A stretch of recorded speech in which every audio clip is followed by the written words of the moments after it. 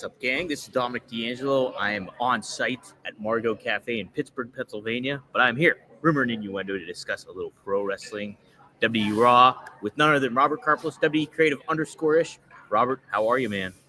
Dom, it's great to be here. I'll do the bulk of the talking, given how wonderful your audio sounds here. But I'll let you say hi to some of the folks, since you click, I'll read. Since I can't click the stuff, we can start at the top with Johnny Disco, who says, "Good day, R&I. It's been a while before I can catch. It'll be a while before I can catch Raw this week. So looking forward to spoilers and what I can skip ahead on." And then asked, is CM Punk wearing a Chicago Teachers Union shirt? He was. Of all the CTUs he could have been wearing, sadly, no Jack Bauer for him. But if you Google and look up what's going on with the Chicago Teachers Union, you'll understand why CM Punk was wearing that. And if there's one thing wrestlers love, it's unions. E says, RIP to all the cows that died for Seth Rollins' outfit. Why are they not putting title matches at Chamber?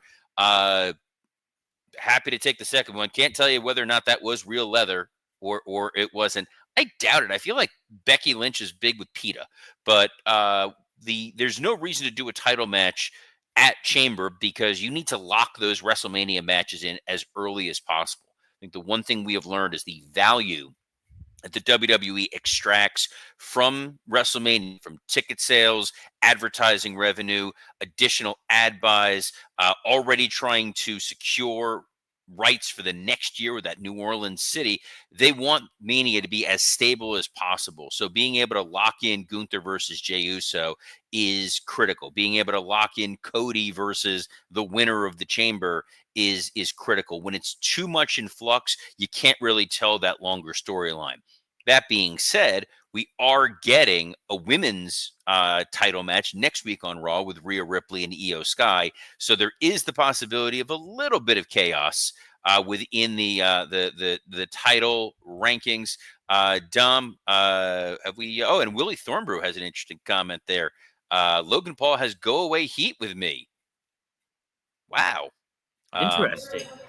And most, I'm a little surprised. I thought Logan Paul knocked it out of the park last night. Most importantly, Alt Jake asks an important question to you, Mr. Dominic D'Angelo. Did Jacket Lady make her return? Guys, stay tuned. There is a chance Jacket Lady may make an appearance here on the show. It's very true. Yes, very true. She is the official mascot of Rumor and Innuendo. But before we get to that, Mr. D'Angelo, we've got a Monday Night Raw to spoil for Johnny Disco. We sure do. And what a Monday Night Raw was. There was a lot to cover on what happened exactly, but it led off with what we were just talking about, Logan Paul and CM Punk. Quite the confrontation, I thought.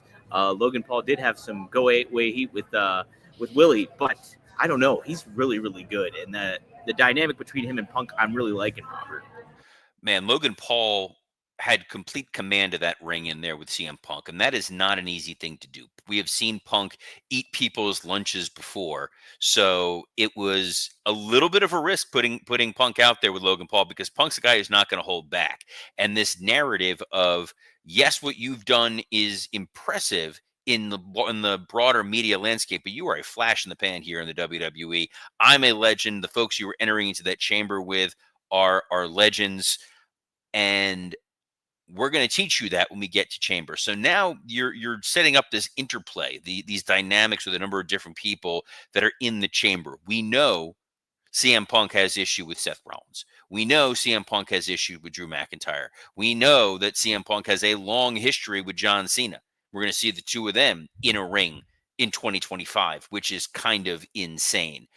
But now you've got this situation with CM Punk and Logan Paul, where the way Logan Paul timed that slap and then running out and the little trickle of blood on CM Punk, I mean, this couldn't have gone any better for these guys.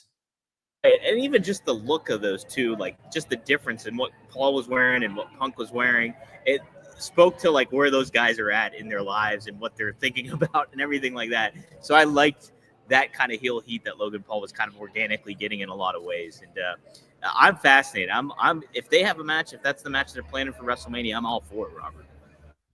Yeah, I think there's a lot of people who are speculating that we are going to get a Logan Paul CM Punk match, which is, to a broader audience, a marquee match. I talked about this with Scott on the Working Stiff Patreon. Mentioned a little bit here. I was chaperoning a middle school field trip to Houston, Texas. So I was with 21 middle schoolers for 3 days. And if you thought wrestling fans smelled bad, whew. But what's amazing was in talking a little bit about wrestling, they knew who John Cena was. That was a big name for them. Logan Paul was a big name for them. I Show Speed, big name for them. Not a lot of the other guys were really resonating with a younger audience, that 11 to 14 demographic. So pulling Punk in with Logan Paul is only going to elevate CM Punk's notoriety on a broader audience. Robert, you mean to tell me that the kids on the bus weren't eating? They weren't eating? I don't want to know what those kids were doing. They may explain why their hands were so sticky. Oh, but Dom, what do we got next? Oh, we got some good stuff here, Robert. Coming up then after that, we had the opening match. It was a triple threat. Pete Dunne taking on Ludwig Kaiser, taking on Penta. Again, positioning Penta in a big way, but it's Ludwig Kaiser getting the win. And I thought this was a really fine opener and kind of creates a new dynamic for Penta and maybe what's to come between maybe his ongoing feud with Kaiser. Yeah, smart way to beat Penta without beating Penta. And what it ultimately feels like is with Pete Dunne and Ludwig Kaiser that we're going to wind up with this modern version of the William Regal Finlay rivalry that becomes a tag team. I think these guys will beat respect into one another and could be a fun mid-card duo. Kaiser getting the win. That look of a little bit of surprise after was a lot of fun. Penta, very much still a wild card in that ring, Dom. Very much so, yes. There's a lot to... I mean, obviously the presentation of him is great, and he's got the heat with the crowd, the good heat with the crowd and everything like that. But it's a Penta-style kind of match, and that means it's kind of a little here and there. It's a little all over the place. It can be. So we also had a Rhea Ripley interview following that. Nothing too crazy here, I don't think. She's just setting the tone for her and Io Sky next week. But I'm excited for that match. They're kind of making it feel like a big deal, even though it's just a Raw match coming up here. And you never know what could happen. So yes, it's just a Raw match. But as somebody pointed out in the comments before, this is a match that has WrestleMania implications. The winner of this match will face the winner of the Women's Elimination Chamber. So there's absolutely consequences to this rather than it just being a random title match. And there is always the outside possibility that someone costs Rhea her women's title and they wind up building a separate match at Mania for them. I don't foresee that happening, but it is something out there. It's an option. It's a lever for them to possibly pull. And the thing is, you got to think about Io Sky and where she's going to fall into place here coming out of WrestleMania. What exactly might they have planned for her too? So whether she is the champion or not. So it's interesting stuff. I have some thoughts on where she might wind up, but we'll get to that later. Yeah. Next up, we had LWO taking on the New Day. New Day gets the win here. Pretty definitive and stuff like that. What do you think of this positioning of New Day right now? Seems to kind of cool off a little bit more into the mid-card area active things, but what are your overall thoughts on where New Day's at this point? Like you said, I thought this was going to potentially be an upper card kind of feud, or upper card storyline given the heat that they had coming off of Big E. But this was totally fine. I like the remixed music that they have when they came out there. The new gear looks intimidating. They've got a great presence to them. You can beat this version of the LWO 100 times out of 100. They sustained as long as they did because it was selling merchandise. But in losing Zelina Vega, they've clearly become more disposable. And so it's just sort of Rey Mysterio and the guys who stand around Rey Mysterio. They were trying here with Dragon Lee. Dragon Lee not getting up for New Day was kind of surprising, given how small he is, and that it was those two. It didn't look great, but I think the overall segment accomplished what it needed to, and they can always fix that in video packages going forward.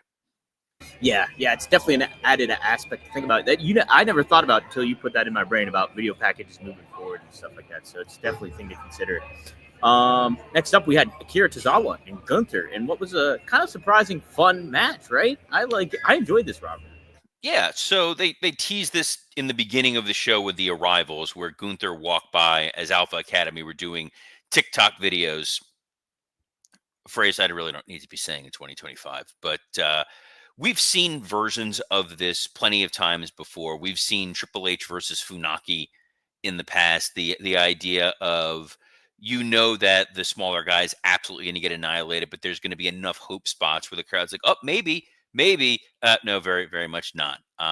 You look at James Ellsworth. His entire career was predicated on getting that quick fluke win over AJ Styles. Santino Marella debuted as a guy from the crowd scoring an upset win on Umaga. So Tozawa has consistently been a guy who pushes other storylines forward, and they do tend to reward him a little bit. We saw what happened at the Royal Rumble, that he got taken out by Carmelo Hayes. That opened up the door for I Show Speed. It gave Tozawa a little bit of a spotlight match against Carmelo on a SmackDown. He then got a match here against the world champion. And it's crazy because in another world, in another time of year, if this wasn't a month before WrestleMania, this would have been a cool opportunity to elevate Otis.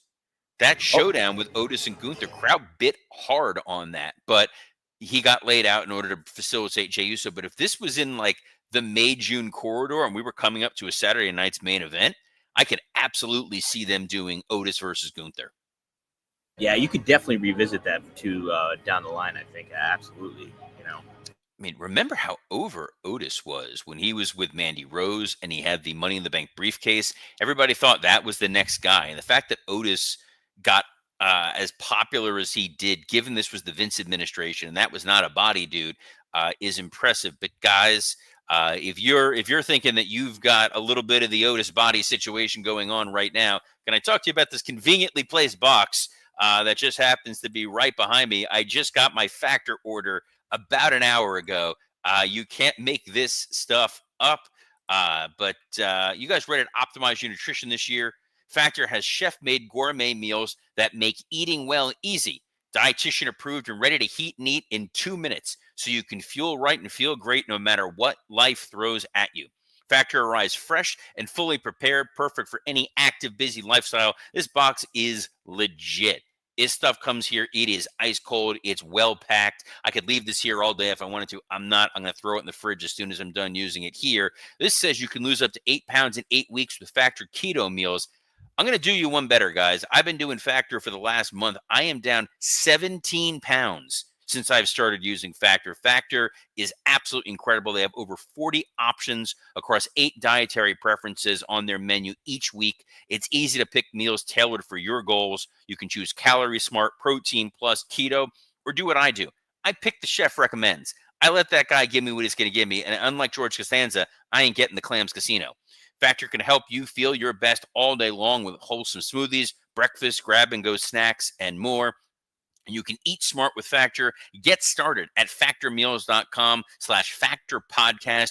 Use code factorpodcast and get 50% off your first box plus free shipping. Look at the size of this sucker. You know how much that's going to cost to ship that thing? You're getting that shipping for free. The code is factorpodcast at factormeals.com/factorpodcast to get 50% off plus free shipping on your first box. Dom, it didn't get much better than that. And something that absolutely excelled, and 2 women who surprisingly had the it factor together, was Lyra Valkyria and Dakota Kai. Yeah, they got the crowd into this one, and they're just talented. These two really know one another really well, and I like the match a lot. It always just makes me wonder what's next for Dakota Kai coming up, because it's like, she's had so many injuries and dealing with that, and then getting back in the mix. Haven't really seen her as a big, full-fledged baby face to an extent. So I'm very curious what they're going to do with her moving forward. But I'm liking this match. I like this match a lot. Yeah, I thought the match was great. It was a good win for Lyra Valkyria.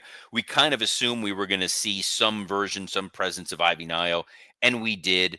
They're constructing a really fun situation for a triple threat match down the road. It's always good to have a number of different options. This is sort of the female version of what we're seeing with Penta, Ludwig Kaiser, and Pete Dunne. You can get a couple of different derivations on it, though. I do think there may be some other plans up ahead for Dakota Kai. But again, we will get to that a little later on. There was a Sami Zayn sit-down interview, Mr. D'Angelo. Yeah, what'd you think of this, Robert? I thought it was. I thought it added the stakes, right? I thought it did a pretty good job. I mean, I'm pretty sure Sami Zayn banged Kevin Owens' mom. That kind of was the takeaway I had from that whole thing. He took Dorothy Mantooth out for a seafood dinner and never called her again. Yeah, the Kevin Owens stalking Sami at his house. We've seen versions of this before. This felt personal. It was well shot. It was well done. We're trying to build further intrigue, further insight into this match that still feels like it should be a WrestleMania match and not an Elimination Chamber match. I'm curious where they're ultimately going to wind up for Mania, whether we get a rematch or some other version of it. They're trying everything they can to sell some tickets. We got Braun Breaker and Dominic Mysterio. And Dom, you probably could have done better there against Braun Breaker than Mysterio did. I might have been able to hold my own just a little bit better, but I don't know. I did like this match. It's interesting though, like them positioning Braun in the babyface role at this juncture. Like we've talked about how he's been back and forth a lot of the ways, and what are we doing here? Because he's not a babyface, he's not a heel, he's Braun Breaker, and I think that's one character you can get away with doing that. That he is just the dude who's going to tear through you, whether he's a good guy or a bad guy. So he was the babyface in there against Dominic Mysterio, but you put him in there with AJ Styles, and he's most likely going to be the heel. It's nice to have that kind of versatility, and someone who showed a little bit of versatility was with Seth Rollins. This is a dude who has been our perennial top 3 worst promo of the year, and someone showed up to work, Dom. He did. His attire was questionable, as mentioned earlier, but I liked what he had to say. And I always want the conviction from Seth Rollins, and we don't get that often. And on this promo, we did, I think. Yeah, I think he's very much the jacket lady of Raw. But this was a good level set from the insane promo we got on SmackDown with The Rock. And who will save your soul? Seth doesn't care. He just wants the title.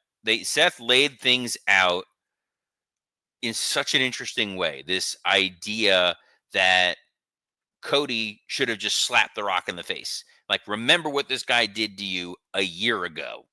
And you put me in harm's way. I was your shield. And you're entertaining what this guy has to say. And Cody, again, trying to justify he's got a lot of mouths to feed. He's got a lot of responsibilities. He feels the weight of the world on his shoulders. He also reminds him, hey, you're kind of a dick too. So I liked that. And then Seth's whole, like, don't make me hate you, which is something I say to Dom every single day. So it was nice to see that on a television show. But you're creating a little bit of an intrigue of the possibility that Seth Rollins and Cody could be the Mania match, even though we know 2 years in a row, like, that ain't happening. How do you overall? What do you think of how they position Cody in this segment and moving forward? Are you okay? Feel comfortable with it? Does it kind of like leave it like wanting more, wanting less? What do you feel about that? I like that there's a little bit of a conflict with him, and you can understand it because they're bringing in a level of reality to this that we can all understand. Yes, The Rock is talking about taking your soul. The Rock is the guy who a year ago left you bloodied, but they've on camera in storyline mode mended fences and become friends, and we've seen that a number of times. Hell, Seth and Cody literally tried to kill each other, and then they're back to being friends, and we're just kind of like, okay, this is fine. But this idea of buddying up to someone who can elevate you and your family to generational wealth, who can give you the keys to the kingdom. It's like watching a guy go on Shark Tank, and he's like, I want 40% of your company, but I'm going to make you $1 trillion. It's kind of what The Rock's doing to Cody right there. So you don't immediately dismiss it out of hand, and you can see the turmoil, the inner conflict that's going on with Cody. And it's adding a level of intrigue to Mania that did not exist before. Right. And I think, too, Robert, I can bring this point up, what The Rock had to just tweet about just this morning. He posted something. Let me pull it up so I get the exact one. But he happened to say, thanks for watching the show. We got some disruptive move coming up, so tune in. Love playing this audacious, unpredictable character known as the final boss. Eagle emoji. Toronto, I'll see you this weekend at Elimination Chamber. Yeah, Dwayne Johnson sucks. None of this is not surprising. He is a dude who likes to remind you, hi, I'm beloved actor Dwayne Johnson. To hell with Vin Diesel. Come watch me play The Rock, since you didn't come watch me star in Red 1. That's what this. You didn't come see me in Black Adam. You barely came to see me in Rampage. You kind of came to see me in Skyscraper, but not really. It's a guy who just feels so much more insecure than he really should be. And he has to keep reminding you he's the beloved guy, Dwayne Johnson, playing this evil character, The Rock. But all they care about is selling tickets for this show in Toronto at the Elimination Chamber. And it is kind of staggering that all these shows have sold out over the last year in random cities with nothing advertised. And here you're getting CM Punk, you're getting John Cena, you're getting Logan Paul, Drew McIntyre, Seth Rollins. You're getting Cody Rhodes. You're getting Trish Stratus. You're getting Kevin Owens, Sami Zayn, and The Rock. And there's still plenty of good seats still available. Do they think this is AEW? I don't know what's going on. I would, if I had a passport and was credentialed, I would go to this thing. But there are so many questions that why do you not have a passport? Who did you kill in a past life? I just never got a passport. Is this the revelation? Is this why you're at a cafe? Are you on the run? Is this the fugitive? I'm Harrison Ford. In no world are you Harrison Ford. Oh. I mean, I would say I would believe that you'd kill your wife, but that's beside the point. Anyway, people who killed it were the 4 women in the main event in this tag match. I was hypercritical of the Bianca Belair Naomi match against Liv Morgan and Raquel Rodriguez a few weeks ago, and they absolutely stepped it up here. This was a home run match, Dom. It was, and the crowd got way into it. There's a lot of great false finishes, and we had a title change. We got new tag team champions at the end of it, and it makes a lot of sense. Create some intrigue about what is the situation with Jade Cargill, because earlier in the show too, Liv Morgan said, yeah, we had nothing to do with it basically, but we're having this match. And so Robert, I liked a lot of this, and what a good way to close out the show and kind of add some unexpected intrigue as we head into Elimination Chamber too. Yeah, I think taking the titles off of Naomi and Bianca sets up a little some warning bells here. I think first of all, it now kind of feels like Bianca is going to be the one going after Rhea Ripley at WrestleMania, or Io Sky, but Rhea Ripley. I think Bianca and Rhea is a big time match. Given that it was Naomi who took the pin, and maybe some tension between Naomi and Bianca, maybe we're going to get a reveal of who, murdered Jade Cargill. And I think that with Liv and Raquel getting the tag titles, they're going to need challengers. That's where you got your Io Sky, Dakota Kai situation floating around. Intriguing. Very intriguing. I like it, Robert. I like it. Yeah. We talked in the Working Stiff group chat here about maybe this is the best Raw on Netflix. So what did you kind of think about that? No, I was good. I'm with you. I enjoyed the show. I thought it was a fine show. A lot, some good matches, some really good segments. I didn't think that this was the biggest blowaway episode of Raw of the Netflix era, but they do kind of run together a little bit. But one thing that's undeniable is it's going to pull in big ratings, as SmackDown did this past Friday. Yeah, The Rock happened to. That's what he screenshotted too in that tweet, and yeah, we roped in some big ratings for the Rock's appearance in there, and it kind of speaks to kind of what we're talking about is Rock adding intrigue to this Mania card that's unknown currently. So what's going to unfold here, and we're going to learn more about that once the Elimination Chamber hits. I'm pretty intrigued. I think that The Rock is kind of realizing that he's a ratings draw. He's fixing an issue that's definitely existing within SmackDown, because they were not pulling in the numbers that they were hoping to pull in of late. But at the same time, you give the mouse a cookie, and it's all over. Real quick, Robert, interesting, something we haven't touched upon here in the past few weeks is what's going on. Like, so Dom, Triple H says this here. Dom, the leader of the Judgment Day, he already wins. I think he's talking about adding a new member. We haven't really talked about that. What do you think's going on there? Do you think we're gonna get somebody new in Judgment Day, or just cultivating more tension between him and Finn?